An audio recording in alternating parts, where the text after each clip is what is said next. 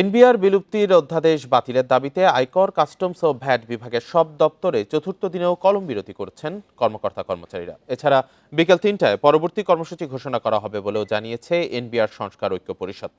সকাল ৯টা থেকে কলম বিরতি শুরু করেন কর্মকর্তা কর্মচারীরা। কলম বিরতির ফলে কোনো ধরনের অফিস কার্যক্রমে অংশ নিচ্ছেন না তারা। এতে বিপাকে পড়েছেন সেবাগ্রহীতারা। কর্মকর্তারা জানান, কর্মসূচির নির্ধারিত সময় শেষে আবারও শুরু হবে স্বাভাবিক কার্যক্রম। তারা বলেন, ঐক্য পরিষদের পক্ষ থেকে যে কোনো ধরনের কর্মসূচি পালন করতে প্রস্তুত তারা। তবে এমন বাস্তবতায় সরকারের সঙ্গে আলোচনা করে অচলাবস্থার নিরসন চেয়েছে এনবিআর সংস্কার ঐক্য পরিষদ।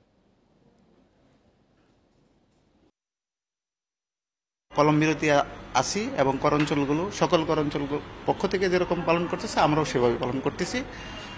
আমরা এই কার্যক্রমে আছি এবং পরবর্তী নির্দেশ না দেওয়া পর্যন্ত আমাদের ৯টা থেকে ৩টা পর্যন্ত এই কার্যক্রম চলবে।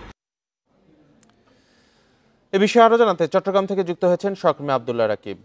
রাকিব, এই কর্মবিরতির ফলে সেবা প্রদানে আসলে কতটা ব্যাহত হচ্ছে, কর্মসূচির বিষয়ে জানাবেন।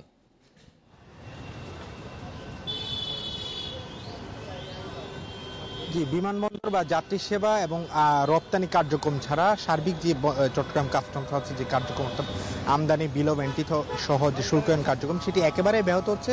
সকাল থেকে আমরা দেখছি চট্টগ্রাম কাস্টমস হাউসে আসলে যারা সেবাগ্রহীতা হিসেবে আসেন, সিএনএফ এজেন্টস কর্মচারীরা, তারা ঘুরছেন এবং এখানে যে চিরাচরিত চিত্র আমরা দেখতে পাই সবসময়, যে ব্যস্ততা, সেটি একেবারেই নেই বললেই চলে। সকাল থেকে একেবারে ফাঁকা চট্টগ্রাম কাস্টমস হাউসের চত্বর।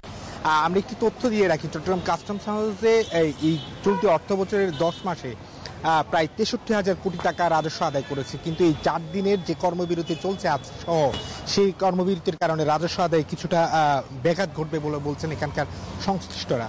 এবং আমরা জানি, বাংলাদেশের যে রাজস্ব আদায় হয়ে থাকে, অর্থাৎ চট্টগ্রাম বন্দর দিয়ে আমদানি রপ্তানির প্রায় 92% হয়ে থাকে এবং সেই 92% পুরোপুরি প্রায় বলা চলে এই চট্টগ্রাম কাস্টমস হাউসের মধ্য দিয়ে রাজস্ব আদায় হয়।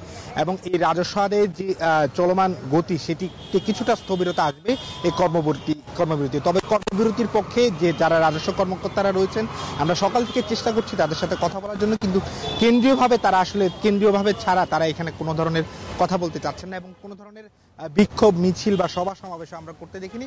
তাদের যে ডেস্কগুলো রয়েছে বা তাদের যে কক্ষগুলো রয়েছে, সেখানে একেবারে ফাঁকা। অর্থাৎ তাদের যে কার্যক্রম, সেই কার্যক্রম থেকে বিরত রয়েছেন। যারা কাস্টমস অ্যাসোসিয়েশন বা যারা কর্মচারী রয়েছেন, যারা শুল্কায়ন কার্যক্রমের সাথে যুক্ত, তারা বলছেন যে প্রতিদিন গত 4 দিন ধরে যে কার্যক্রম চলছে, যে কর্মবিরতি কর্মসূচি, সেটির কারণে বিকাল 3টার পর থেকে 5টা পর্যন্ত কার্যক্রম চললো। সেটির কারণে ব্যাপক ধরনের ভিড় তৈরি হয় এবং তারা বলছেন যে বন্দরের যে পণ্য লোডিং আনলোডিংয়ের কার্যক্রম, সেটির কারণে তাদেরকে মাসুল গুনতে হবে এবং তাদের যে অতিরিক্ত চার্জ, সেটির কারণে তারা ক্ষতিগ্রস্ত। এবং তারা বলছেন দিন শেষে আসলে এই ক্ষতিটি ভোক্তাদের উপর গিয়ে পড়বে এবং এই ফলে এই যে কর্মবিরতি চলছে, তারা বলছেন সামগ্রিকভাবে দেশের অর্থনীতিতে এটি প্রভাব পড়বে এবং অচিরেই তারা এটি সমাধান চান। সকল পক্ষ এটি নিয়ে বসে সমাধানে আসবে বলে তারা আশা করছেন। চট্টগ্রাম থেকে জানাচ্ছিলেন সহকর্মী আব্দুল্লাহ রাকিব।